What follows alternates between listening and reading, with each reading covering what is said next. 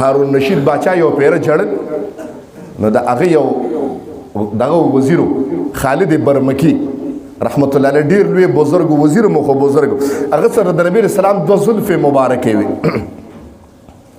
نو هارون رشید باچا و جړلې نو دا خالد برمکی ورته حضرت ولې جاړې بس وی خالد جاړ نن ډیر جړا ته مړ شوی دی جاړ ولې جاړې ما ته وایا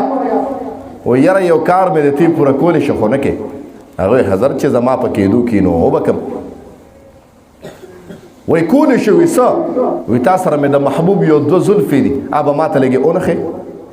هغه ورته حضرت هغه چې زه کله ښکاره کوم د نبی اسلام مبارک زلفې چې زه کله میدان ته بار اوباسم او یو له ګوتې وړم او بار یې راوباسم نو اول د هغې نه اول لس زره اشرفې تقسیم کم صدقه وکم په مؤمنانو نو د هغې په خیرات کې بیا رابار کم نو خلکو ته یې ښیم هغه خلکو سره قدر او محترم د دوو زلفو قیمت او قیمت درته د دوو زلفو یم چې د جانان مې د زلفو څومره قیمتو د ویښتو مبارکو یې څومره قیمتو دا درته ویم محترمو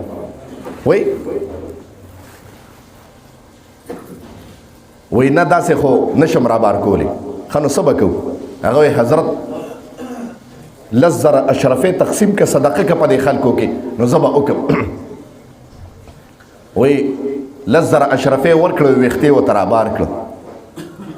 که خوښوي نو دا به ما سره پاتې شي د دې څه قیمت وښایه هغه ورته حضرت د دې قیمت دنیا کې شته نه د دې قیمت که ته ماله دا تمامه دنیا راکې نو دا نشم درکولی هغه خیر دی یو کار ته وکړه یو ته مال راکړه یو ته واله هغه په دې هم نه در کومه چې ته باچای ستا په زړه کې مې د جانان مینه ده نو په دې یې در کوم یو ویښتې ورله ورکه هارون رشید باچا به تندي او د مخونو پورې راښکه او اواز یې وکړه ای زما وزیرانو بچو کله چې زه مړ شمه نو د کفن کې مې دا یو ویښته نه باسې نو که اواز وکړي رب مې چې هارون رشیده څه دې راوړي تغله مې د تمامې دنیا بادشاهي در کړې وه څه اعمال له دنیا ته راوړي دي نو زه به ورته دا یو ویښته مبارک مې ښکاره کړم چې ربه دا یو ویښته مې راوړي دی ما سره خو نشته او د جانان مې اعلان دی چا سره چې زما یو ویښتې دی د جهنم اور سوزولی نشي نو دا مې عقیده ده د جانان په الفاظو باندې چې قسم دی ما ته عذاب نږدې کېدی نشي سبحان الله ووایه